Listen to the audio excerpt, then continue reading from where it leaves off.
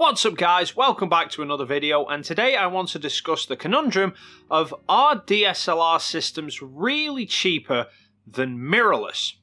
This is something I've seen stated quite a lot recently, that the new mirrorless tech, although while very impressive, is also very expensive compared to DSLRs, so are the mirrorless systems really worth it or not?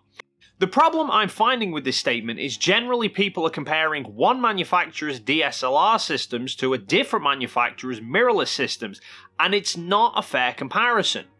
For example, if you compare up some of the Sony G-Master lenses for their E-mount mirrorless cameras versus some of the EF DSLR lenses for Canon, you'll find that the Sonys are generally more expensive.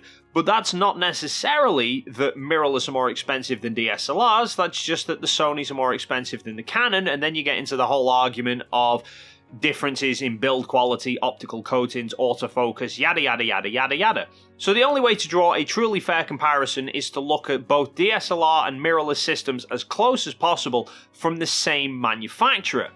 Now, prior to making the E-mount, Sony had the A-mount, which were essentially DSLRs as well. However, that system's been out of the game for so long now that you can't really draw direct comparisons between the A and the E-mount stuff. Now, you've got the likes of Nikon, for example. They recently joined the mirrorless market as well. However, their DSLR and mirrorless systems are quite different to each other. For example, if you look at their DSLR lenses, their prime lenses are predominantly either premium 1.4s or budget 1.8, whereas the mirrorless setup, they've gone for premium 1.8. So I think the only manufacturer to really draw a conclusion off is Canon, because Canon also recently joined the mirrorless market, but their two mirrorless bodies, the R and the RP, are almost mirrorless versions of existing DSLRs, and a lot of the lenses that they have released are L-grade lenses that are very similar to existing L-grade DSLR lenses. So let's run through some numbers. So first, in terms of the bodies, you've got the EOS R versus the 5D Mark IV. These are very similar to each other, although granted not exactly the same. But the EOS R was launched at $2,300 versus the 5D IV released at $3,500. So might be some subtle differences between them, but not really $1,200 difference. Same with the other mirrorless body, the RP, which is essentially a mirrorless 6D Mark II in all intents and purposes. The RP was launched at $1,300 versus $2,000 of the 6D Mark II. So compare mirrorless bodies to DSLR bodies, the mirrorless is quite a bit cheaper, although obviously that could be marketing strategy by Canon as a way of just getting a foot in the door and trying to entice people into the system. But then if we get onto the lenses, you've got the EF 24-70 f2.8 Mark II, which was launched at $2,300. By comparison, the Canon RF 24-70 f2.8 with IS was also $2,300. So for the same price, you're getting stabilization. Then you've got the 24-105, a very popular focal range for Canon shooters. The EF 24-105 f4 LIS Mark II, which is the most recent version, launched at $1,100. By comparison, the RF 24-105 f4 LIS, also $1,100.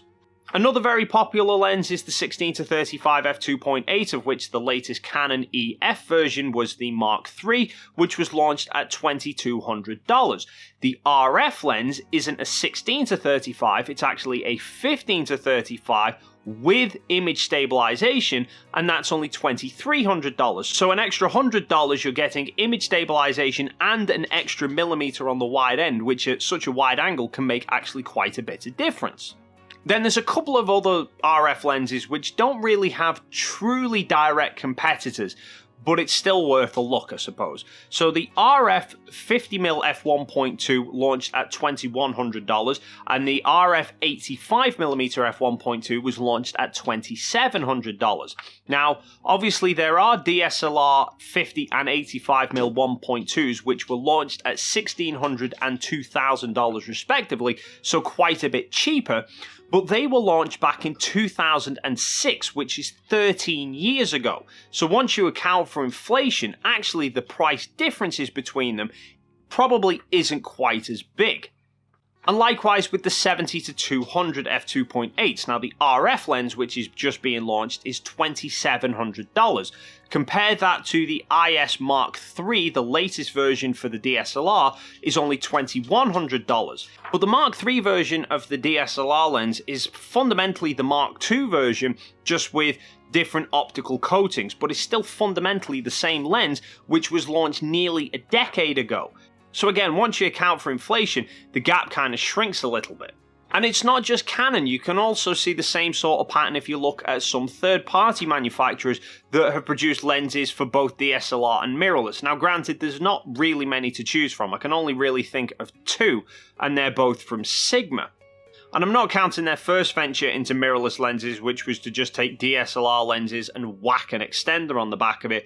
I mean lenses that were built from the ground up specific for the mirrorless systems. And the only two I can think of are the 14 to 24 and 24 to 70s f2.8s. Now both of the DSLR lenses were launched at $1,300. By comparison, the 14 to 24 mirrorless lens is slightly higher at $1,400, but the 24 to 70 mirrorless lens is quite a bit cheaper at $1,100. Now granted, that doesn't have inbuilt stabilization that the DSLR lens does, but the $200 difference should more than cover that. Now granted, those aren't truly direct comparisons, and I don't think we ever really will have exact comparisons between a DSLR setup and a mirrorless setup to draw a truly accurate conclusion, but I think this does go to highlight that there is very little difference realistically between DSLRs as a whole and mirrorless as a whole.